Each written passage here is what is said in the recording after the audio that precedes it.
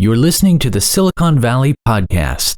On today's show, we have Scott Kriens, who's the chairman and former CEO of Juniper Networks. He has been in the technology industry for more than 35 years. In 1996, he co-founded Juniper Networks, growing the company to $4 billion in global sales and more than 10,000 employees in 100-plus countries.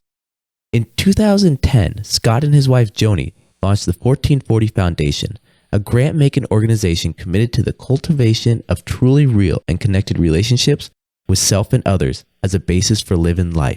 On today's show, we talk about a company that actually thrived from the dotcom bubble. What's it like to win the Ernst and Young Entrepreneur of the Year award? What is the difference between a hardware startup and a software startup? And how to be a leader? On today's episode, enjoy.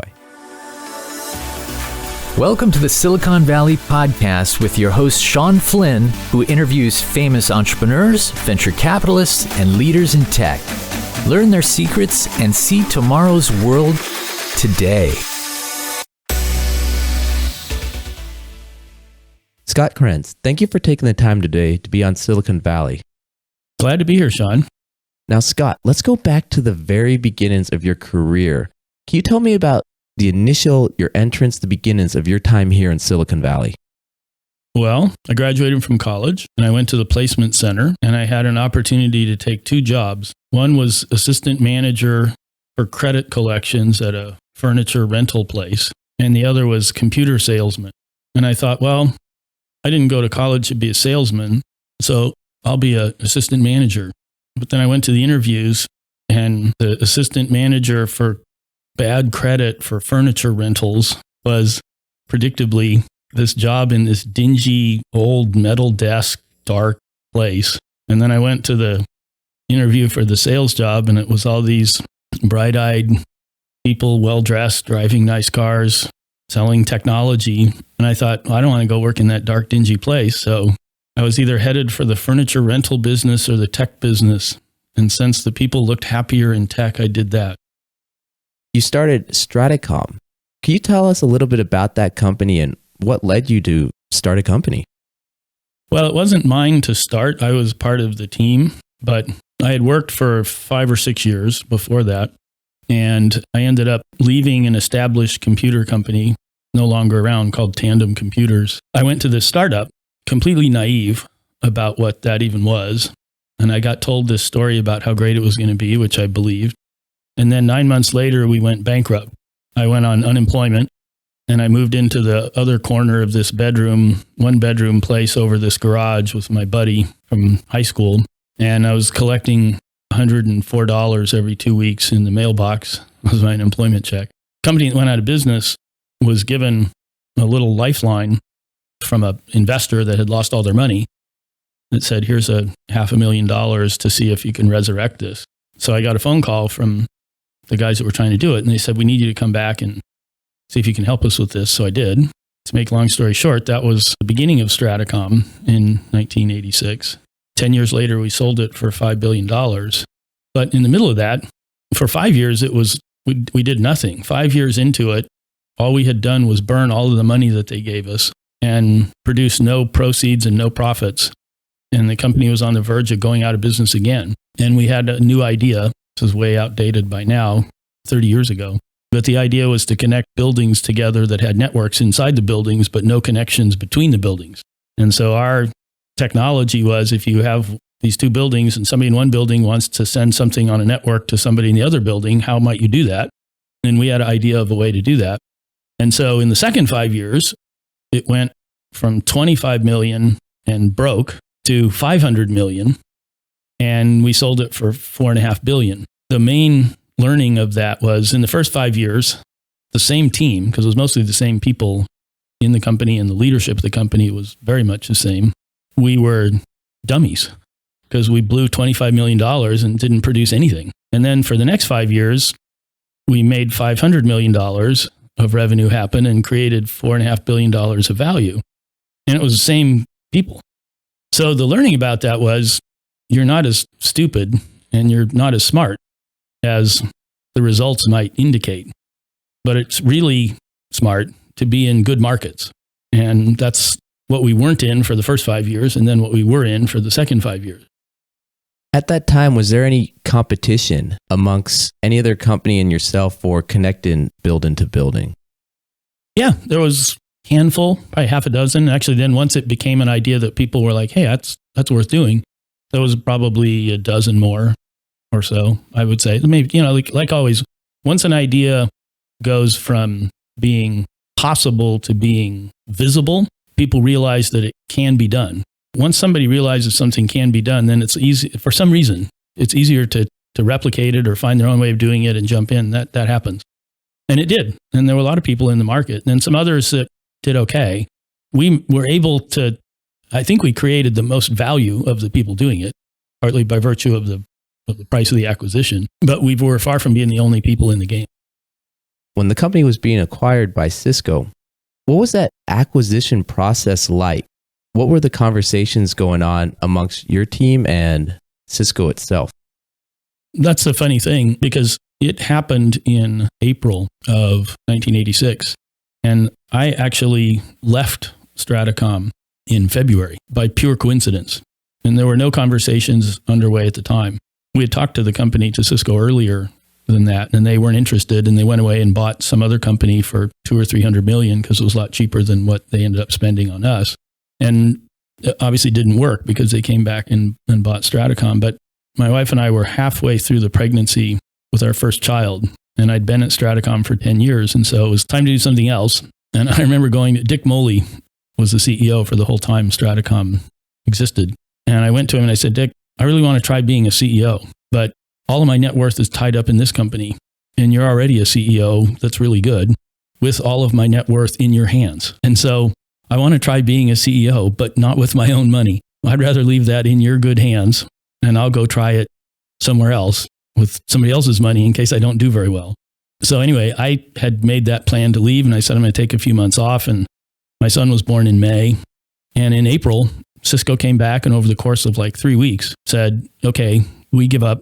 What we tried to do didn't work, and we have our checkbook out. We'd like to buy you. And they put a big check on the table, and that was that. So for me, it was very serendipitous, because if I hadn't left 2 months before that acquisition, I would have been prohibited from going to a competitive company. Because in any big acquisition, one of the things that always happens is the acquirer insists on having non-compete agreements with the executives of the acquired company, usually for 1 to 2 years.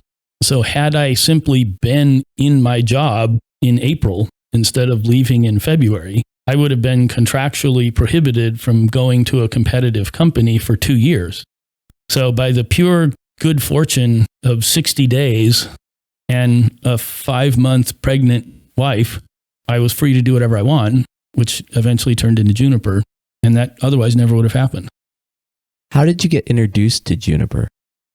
There were probably 4 or 5 people. Well, first off, Drew, my son, was born in May, and Joanie and I were enjoying that and challenged by that. And it was in like July that I said, okay, it's time to get back in the game. And so I had been really out of it for several months.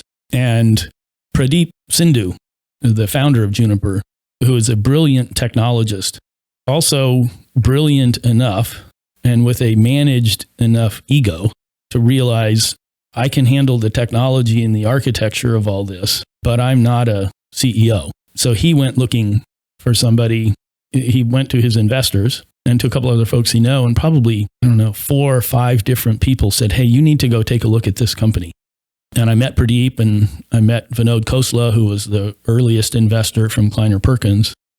And it was by way of those introductions, what's now been a 25-year relationship almost with Pradeep, that I became enamored with him and the company, and the rest is history.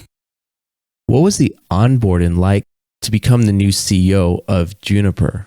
What was kind of the internal conversations, or how did the dynamic change when the CEO announced to everyone, I'm stepping down, this new person's coming in? Well, I'll tell you a funny story about it. First of all, he really wasn't saying he was stepping down. I think there was always the knowledge that there needed to be a CEO, because there was about a dozen people at the company at the time, maybe 15. all engineers. And Pradeep had been very open about it from the beginning that we need to see if we have a real idea here, and then we need to get somebody to help us build a company. So it was not any sort of a surprise. But the day that I accepted the job, so I said, I want to meet every person to get an idea of what this is like. So I talked to everybody individually in an interview process. And then I went to the company the day that I accepted the job to announce and celebrate this. We gathered the 15 of us in this room. I said, I'm really excited to be your new CEO and I think we're going to do great things. How can I help you? What can I do that would help you? And it was 15 engineers and me. And we didn't have a product for 2 years after that because it was a significant development effort to produce one of these things called router. So we're 2 years away from the engineering effort being completed. And I'm standing there as the first non-engineer in the company. And I said, what can I do to help you guys? And there was this silence in the room. And finally, this guy in the back raised his hand and he said, can you get us an espresso machine? And that was my first contribution. And in retrospect, probably the best investment I ever made, because for $500, there's no telling how many hours of productivity that espresso machine produced. But in a room full of engineers with this one guy that wasn't, that was the only thing I could do that was of any use in the early days. So it came up in the first meeting. Now, I've heard that hardware companies are hard.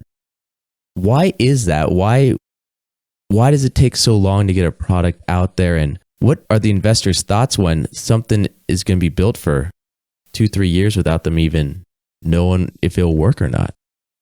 It's the nature of in the middle of really high performance hardware. It doesn't matter if it's networking hardware, compute hardware, storage hardware. In the middle of really high performance, complex systems are silicon chips. And if you're really on the cutting edge of that, you have to design your own chip. You know, when we buy an iPhone or a laptop or something, we're using chips that are designed in mass market by Intel. But if you're doing a custom application, then you need to design your own silicon with its own logic for the particular architecture of the thing you're trying to do. Well, really complex, really dense, really high performance silicon is about a 2-year plus project to go from the design to the actual delivery of a piece of silicon. And it's better now. It's still basically true. It's better because there's more tools. But in 1996, you spent all that time, you did all that development, you get back this piece of silicon, and until you put it into the system and start running signals through it, you don't know if it's going to work. And so there's a reasonable chance that instead of a silicon chip that will power your networking product, you have a worthless piece of sand, because that's all it is if the signal that you put in on one side doesn't come out the other side. And you can't change it because it's hardware. It's done. And again, this is a little bit of a binary statement about a more sophisticated thing, but basically, you either find out that it works or you find out that it doesn't. And if it doesn't, you go back to the drawing board to try and troubleshoot this thing, which is a 6-month to 12-month process before you get another piece of sand in order to find out whether it's going to be a silicon chip that you can use or not.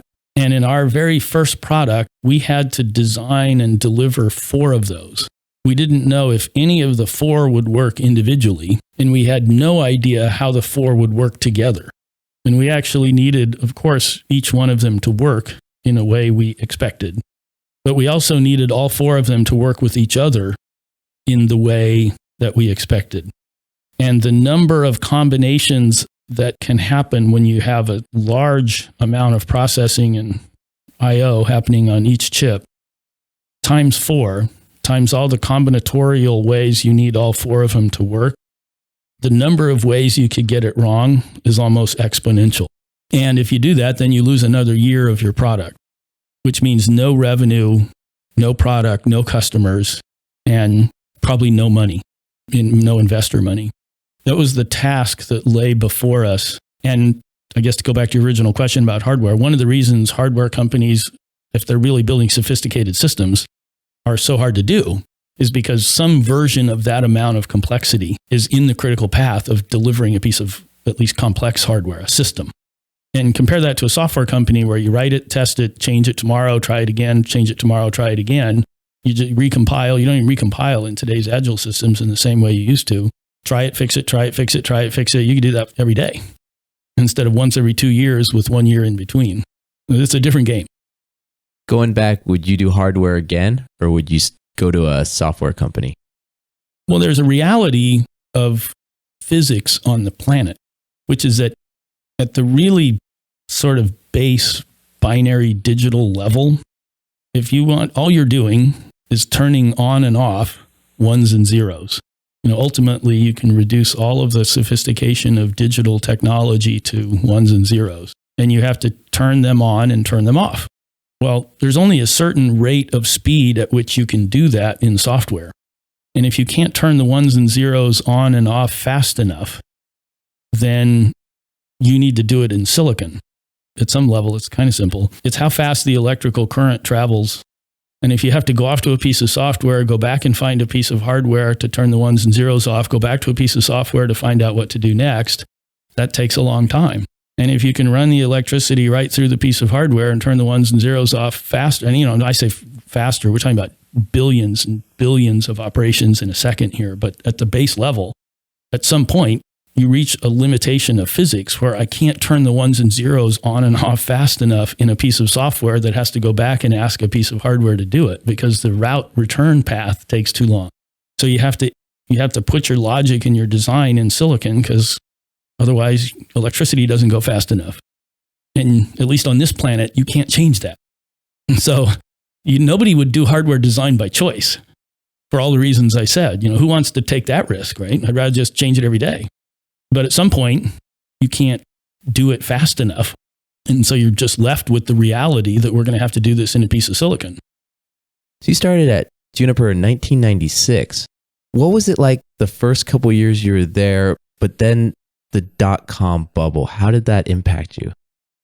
It made us, because the origin of the internet in the earliest days, it was born on college campuses. And the idea was to try and connect the science building to the administration building to the math building. And computer systems were built in the days by lots of computer companies that are now gone. And what they tried to do was, if you bought a computer system from DEC or from HP or from IBM, and you now suddenly, because this was emerging in the 90s, if you wanted to connect one to another, this building to that building, this computer to that computer, what the computer guys did was they said, well, if we put a unique protocol on the back end of our computer, which was how you connect to another one, and if the only way you could do that was to buy one of ours on the other end, then you'd have to buy all your computers from us. And this thing called networking that was emerging in the 90s, we could actually take over the market by making it so that the only way you could connect your computers to this thing called a network is if you bought one of mine on both ends. So routing was born so that you could connect an IBM computer to an HP computer, to a DEC computer, to a Compaq computer, all these companies that are gone, and it all worked. So it was actually designed for college campuses to defeat the strategy of computer companies to dominate this new phenomenon called networking by using proprietary language that only they understood. And then the idea of the internet, something called the Internet Protocol or IP, came along that said, what if everybody used the same protocol? So the reason routing was born, because the idea was, we'll just build one language and everybody will talk to it. And then everything can talk to everything and anything can talk to anything. So that was the whole idea of the origin behind the invention of how you'd connect the internet together in a large scale. The first days, large meant campus of a college, right? Well, even then you could see it was going to be a lot bigger than that. Nobody could predict where we are today, but it was obviously going to be a much bigger thing that was going to connect not just campuses, but let's just say eventually the whole world.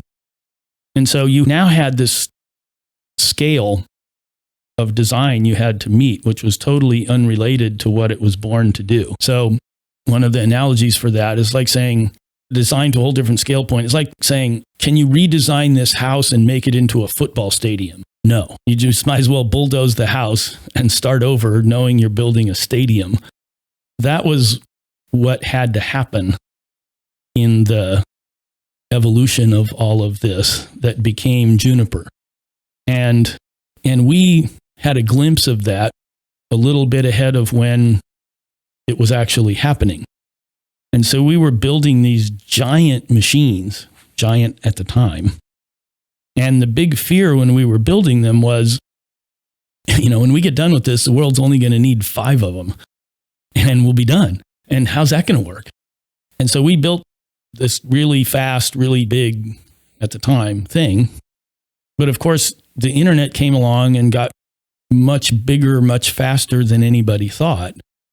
And so we found ourselves in this combination of being thoughtful enough to try and, the sort of classic Gretzky line, skate to where the puck is going to be. But we had no idea the magnitude of the opportunity.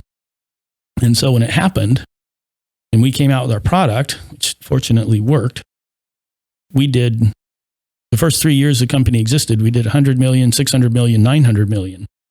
Because all of a sudden, everybody needed something that large. And we had a football stadium and everybody else had houses. And so it was a right place, right time, with at least some credit for some forethought, but a lot of good luck that it also happened exactly when we were ready to capitalize on it and before other people figured it out.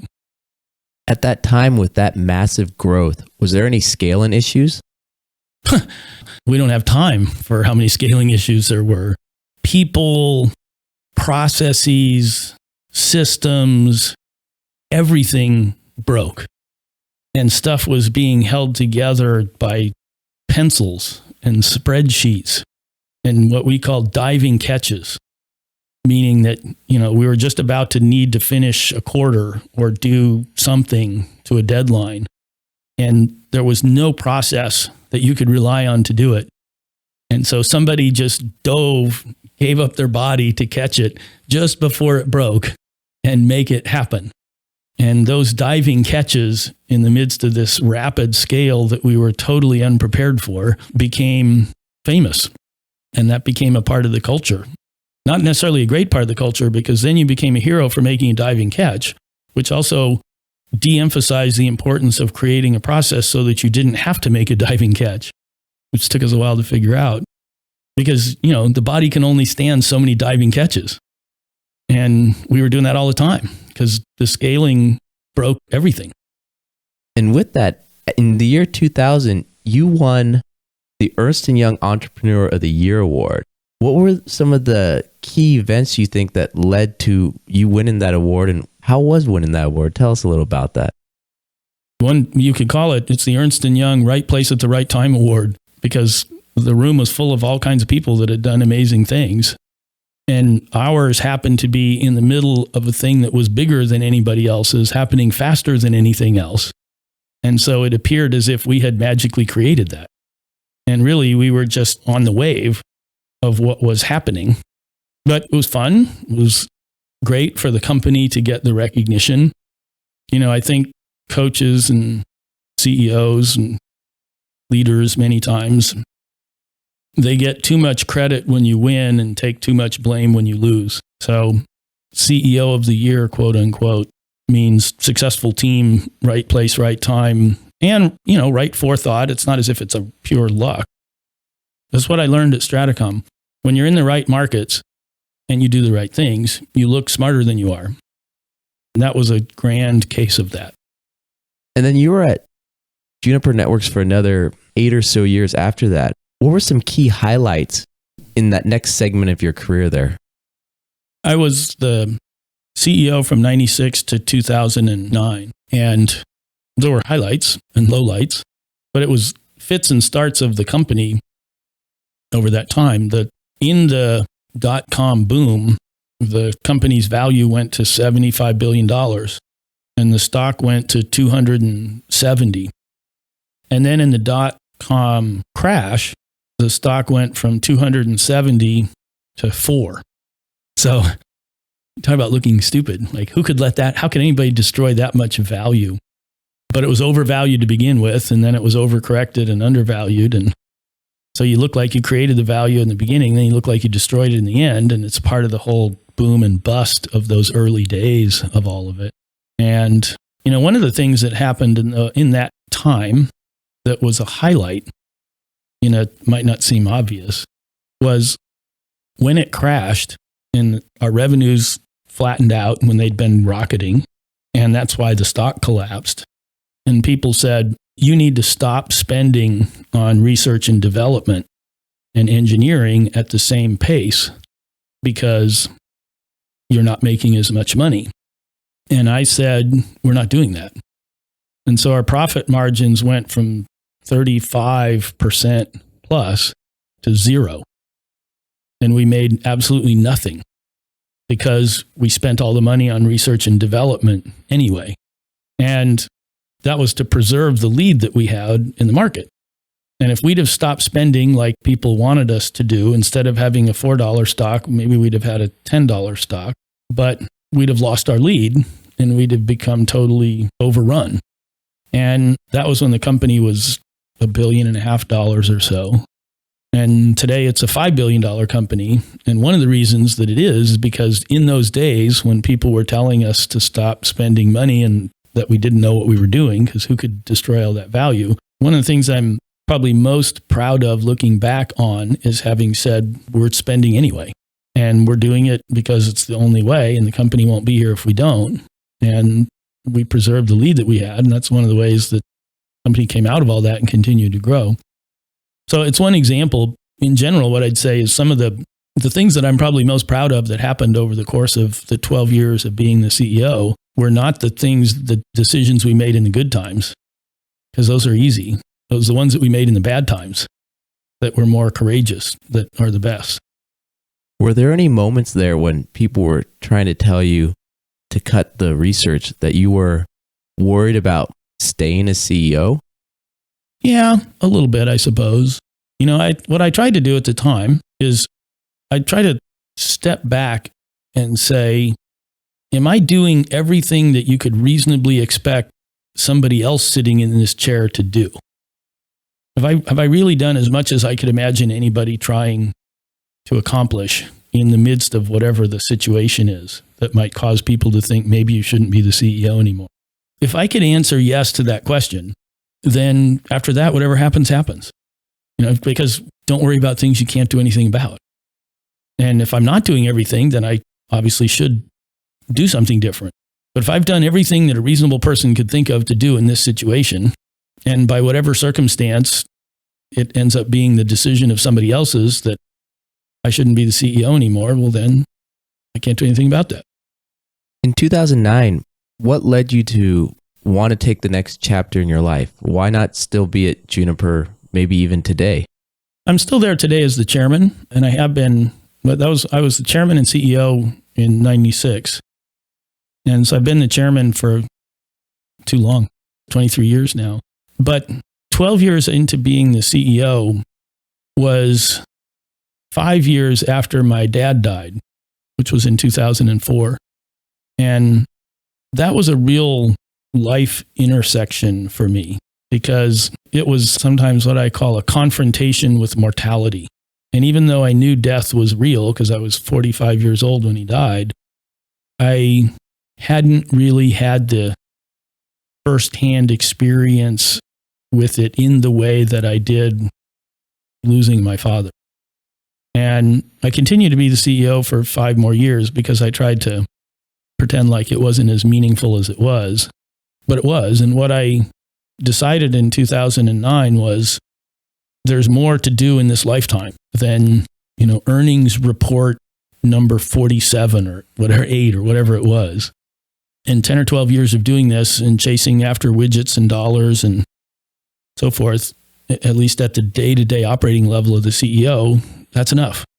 There's different priorities for me and different settings I needed to put myself in order to pursue them than to maintain the duties and responsibilities of being totally consumed by the job of being the CEO 24 hours a day. And when you have a company of any number, team of any size, there was 10,000 people at Juniper, they deserve to have somebody who was totally consumed 24 hours a day by being a leader in that community and driving its success. I couldn't continue to make that commitment that they deserved in that role.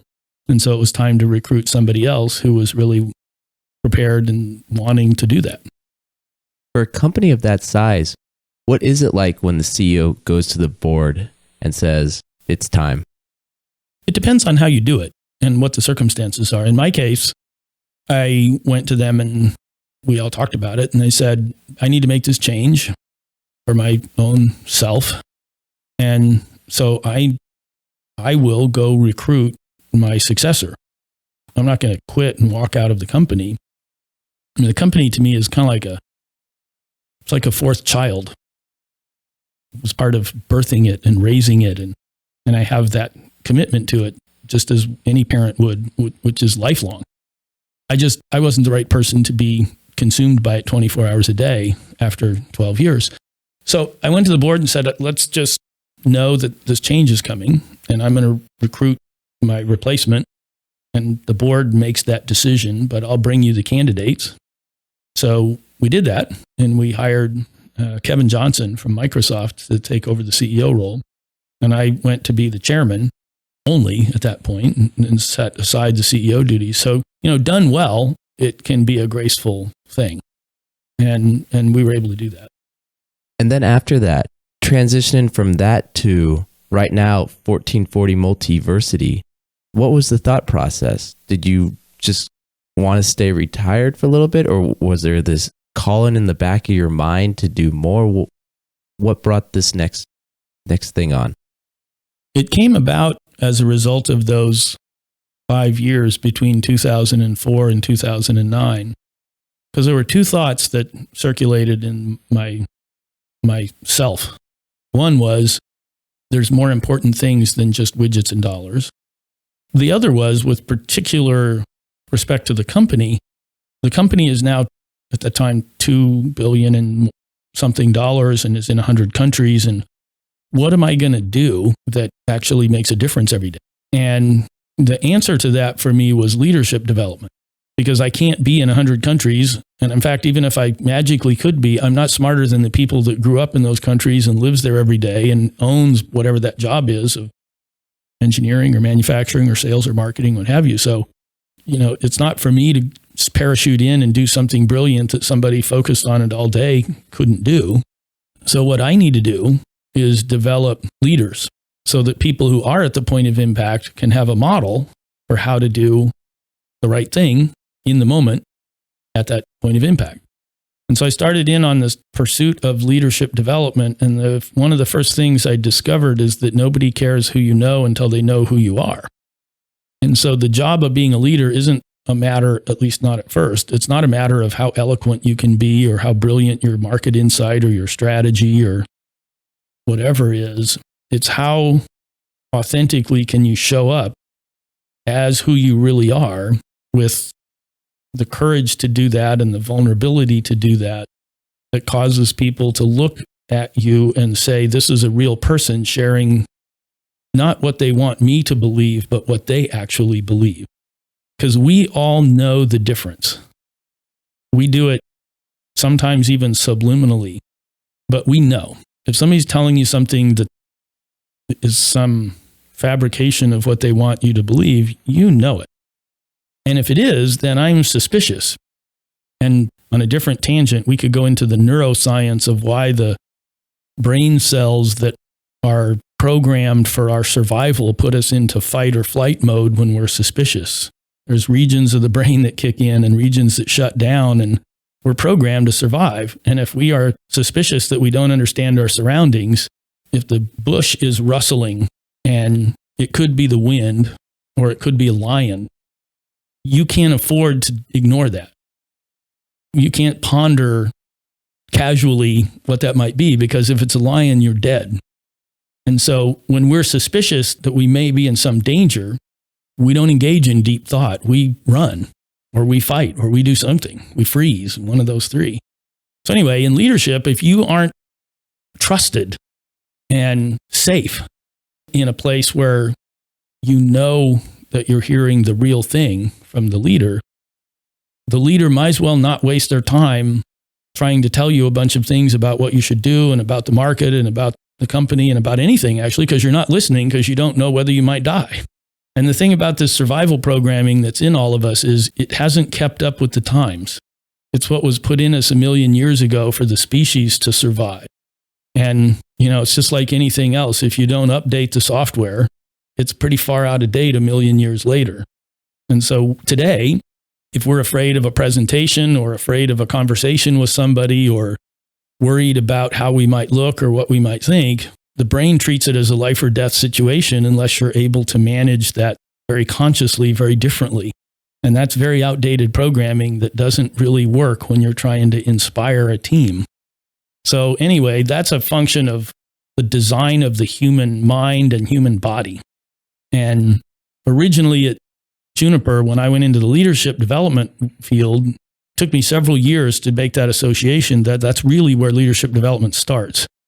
And the move to 1440 was simply an expansion of that, because that need to show up in a relationship in a courageous, authentic, vulnerable, real way is the same requirement, whether you're talking to an employee or to a spouse or to your friend or to your child or to yourself. If you're making up some story about who you wish you were or who you want other people to think you are, that's not going to go over very well anywhere.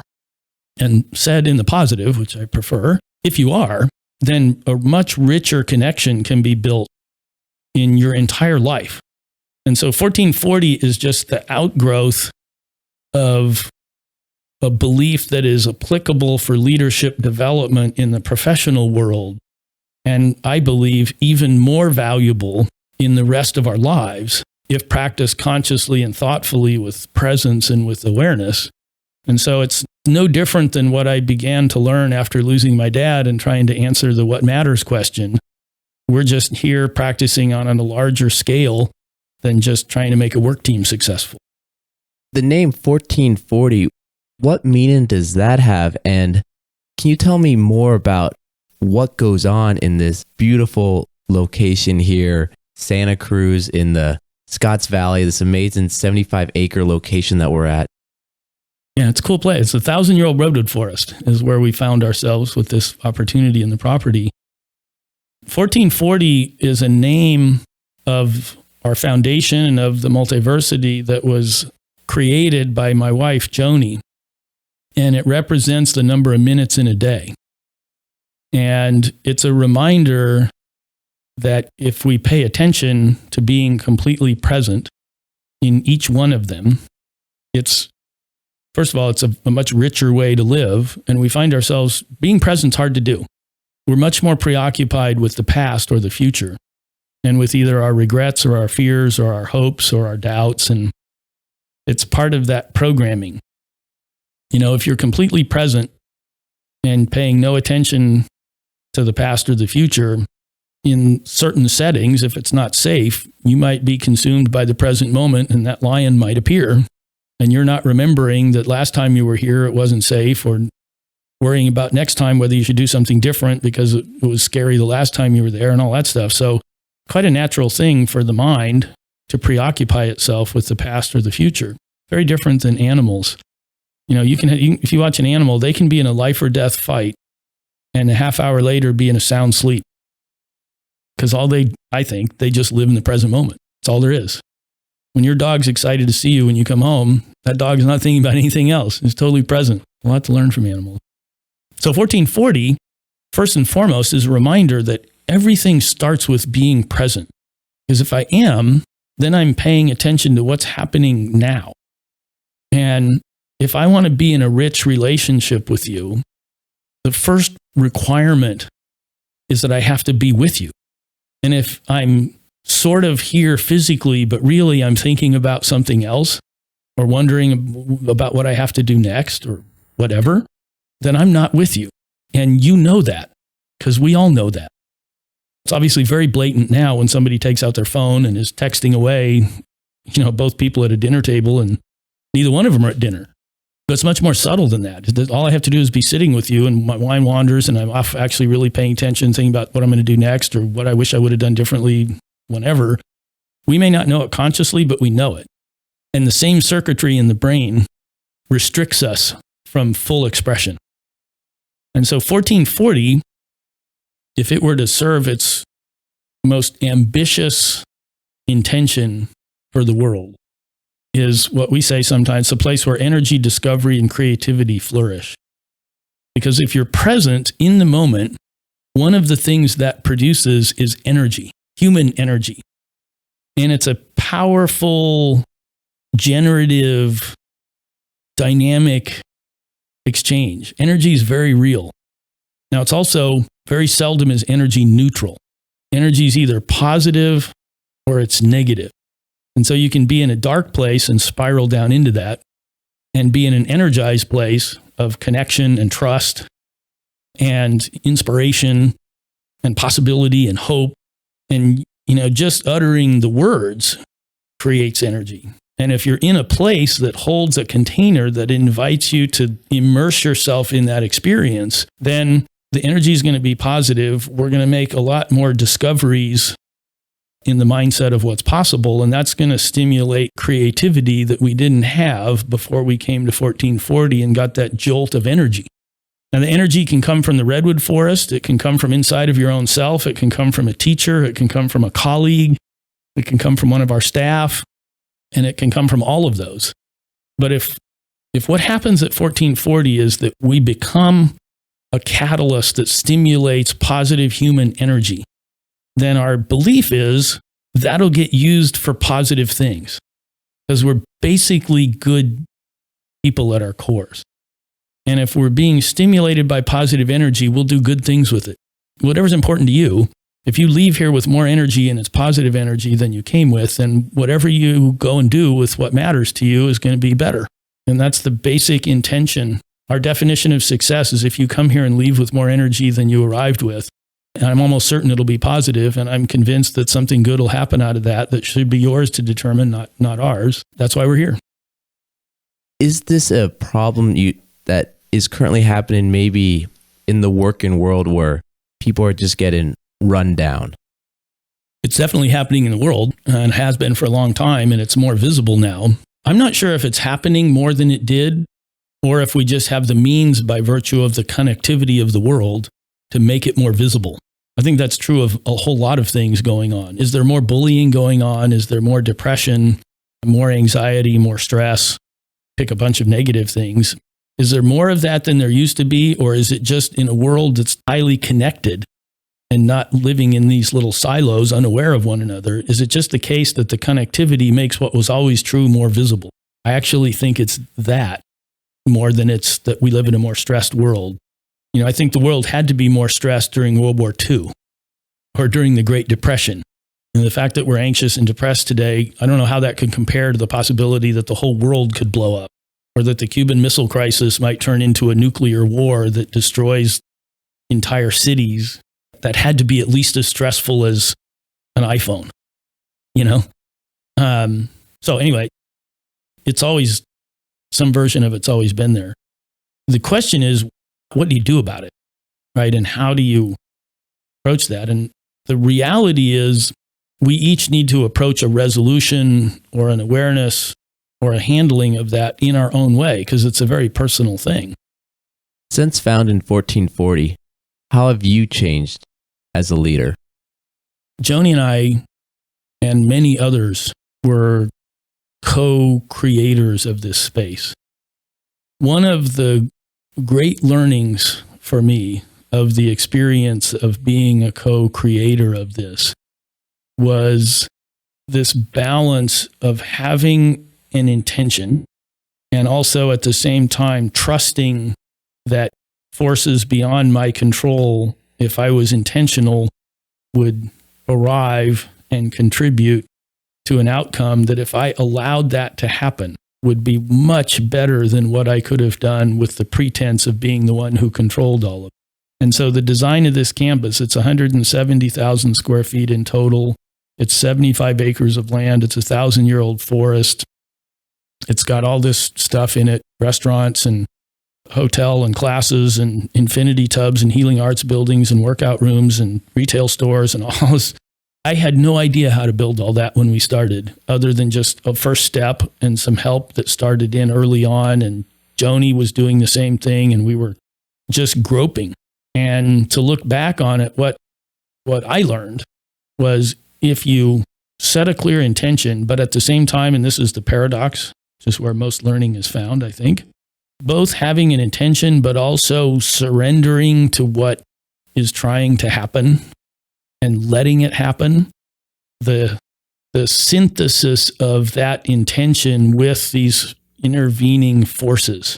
And in this case, it was people that showed up on the design, people that showed up in the construction, people that showed up in the imagination of how it would all connect and how it should be used and what we should do with it, and a whole community of contributors with no particular design for how all of those participants would appear, created something that was so far beyond what any one person could have done, or I'll just speak for myself. It's so far beyond what I could ever have done if I was operating under the pretense that I was in control of it.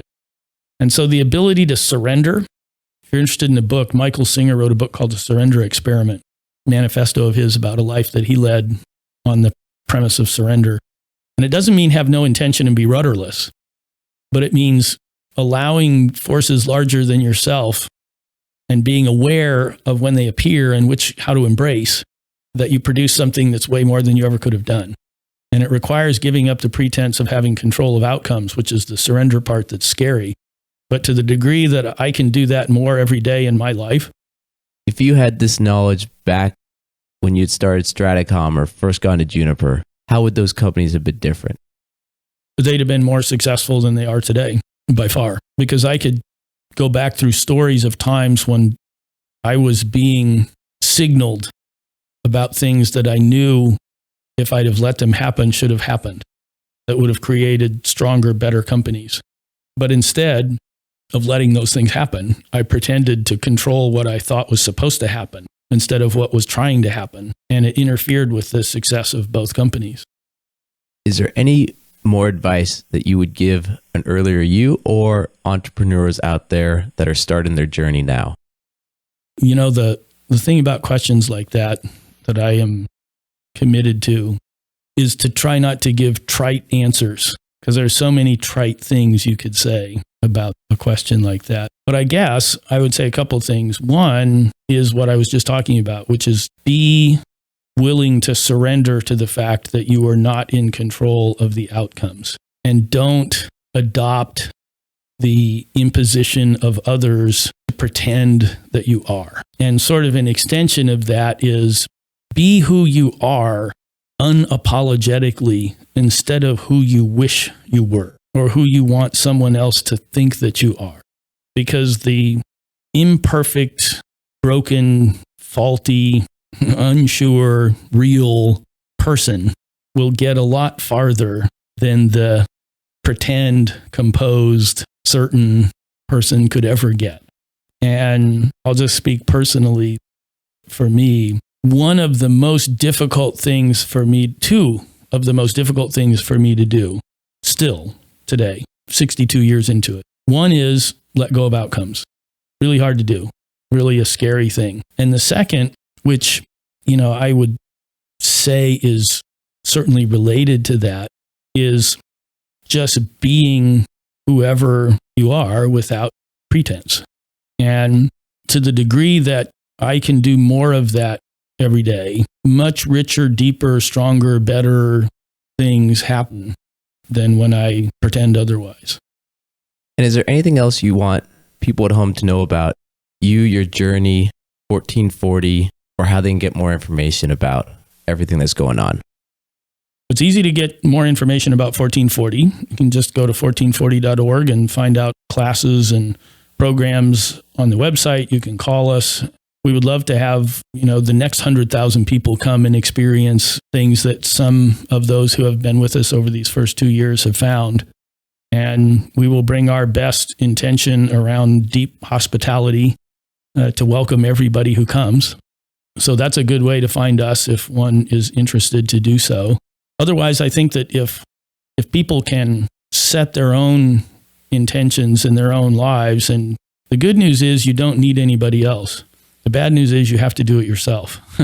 And like I say, it shouldn't be bad news. It's just truth. So if we can help people step into what they really want and be energized to take ownership of that, then that one person becomes a model for the next and the next and the next. And I think that's the best gift we can give anybody, isn't to tell anybody what to do or how to do it. It's just to model it, each of us in our own way. And when you're talking about stuff like this, which is spiritual, relational, emotional, inner work, there is no such thing as a teacher who can tell you how to do it. There's just modelers who do it the way it works for them. And those of us who are in the company of those who model those things just learn by association. So that's really what we want to try and do here. And if that sounds of any interest, come and spend some time with us. Great. Scott, thank you for taking the time today to be on Silicon Valley. And we also want to thank Michael Ballesteri, who made the introduction that allowed this interview to happen. His information will be in the show notes. But Scott, once again, thank you for your time today. You're welcome, Sean. Great to be with you. Thank you for listening to the Silicon Valley Podcast. To access our resources, visit us at thesiliconvalleypodcast.com and follow our host on Twitter, Facebook, and LinkedIn at Sean Flynn SV. This show is for entertainment purposes only and is licensed by the Investors Podcast Network. Before making any decisions, consult a professional. You're listening to the Silicon Valley Podcast. On today's show, we have Connor Riley, who's a principal at Global Capital Markets Incorporated, which is a full-service investment bank focused on facilitating transactions within the middle market. He has advised on a wider range of mergers and acquisitions across multiple industries, as well as structuring growth capital, debt, and equity placements. We talk about how does a company know when they are ready to raise capital? What happened within the capital markets in